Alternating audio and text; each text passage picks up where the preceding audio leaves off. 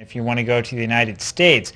Basically, what you have to do is you have to go for an interview with the visa officer, and you need to be able to tell them why you're going to the U.S. and convince them that you're going to go and return to your home country. But there are a couple of things that you can prepare in advance that might help you along the way. So hi there, my name's Daniel. I worked for the U.S. Department of State for 15 years.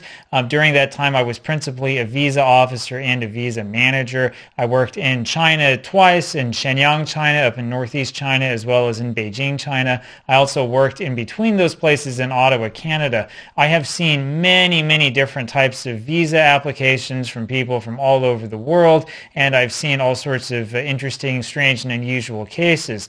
And I can tell you that I am an expert in how U.S. visa officers think because I have a lot of experience being a visa officer. So if you're applying for a visa and you're trying to determine what your strategy ought to be, there are really three things you should keep in mind as you're thinking about what it is that you need to do. But before we get to this, I do need to tell you that this company I work with called Argo Visa is an excellent place to go for resources when it comes to preparing for your visa application.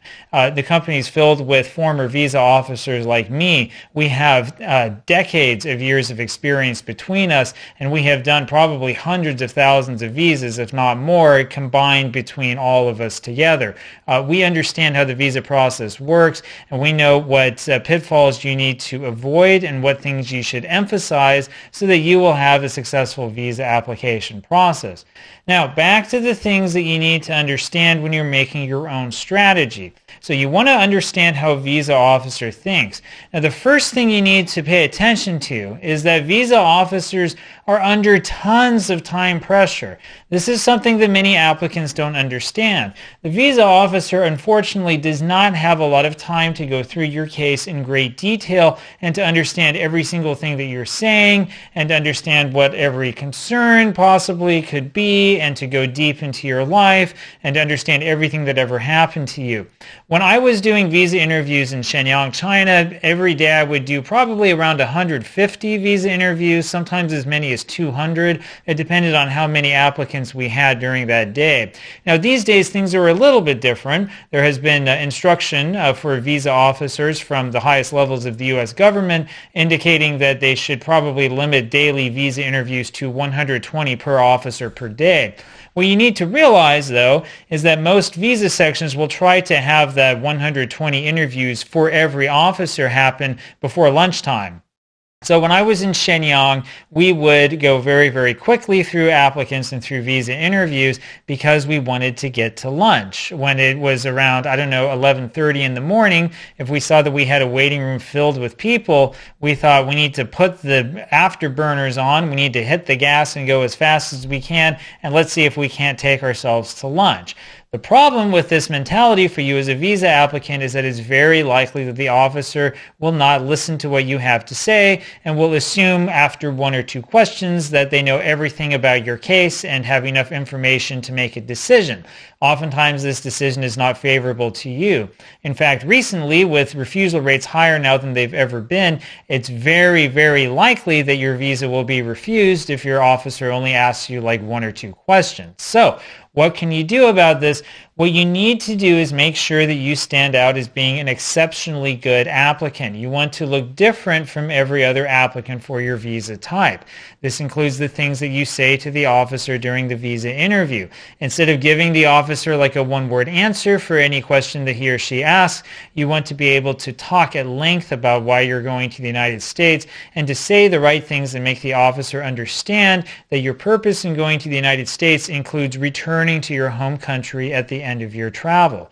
You need to stand out and really be an exceptionally good candidate for a visa these days in order to actually receive a visa because of what the climate is today. So the best way to do this, again, is to meet with a former visa officer who can give you a lot of one-on-one coaching and a lot of assistance in this matter. Now, the second thing that you need to keep in mind is that the thing that the officer cares the most about is that you're actually going to abide by the terms of your visa.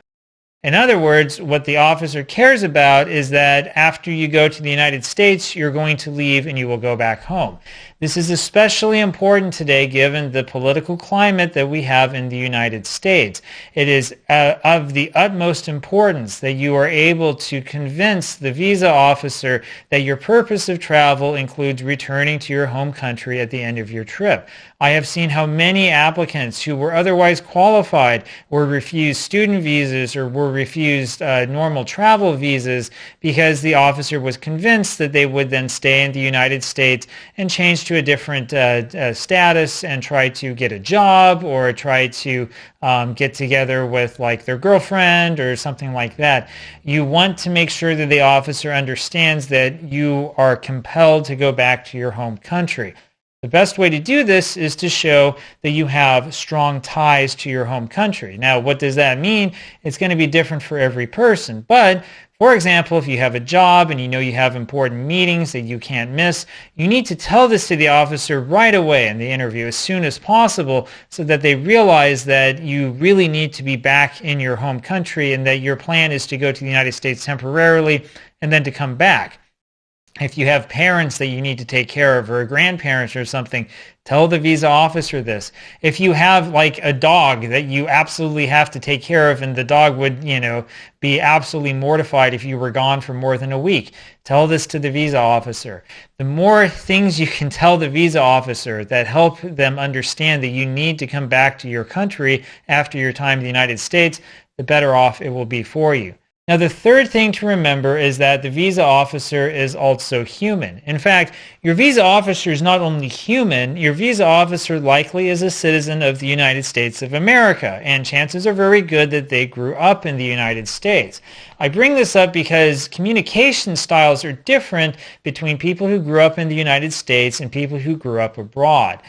Americans tend to be very casual in the way that we speak. When we talk with people, we like to form direct relationships with them, if at all possible. And especially when it comes to very formal situations, Americans tend to feel a lot more comfortable if some of the formality goes away and if instead we feel a little bit more at ease.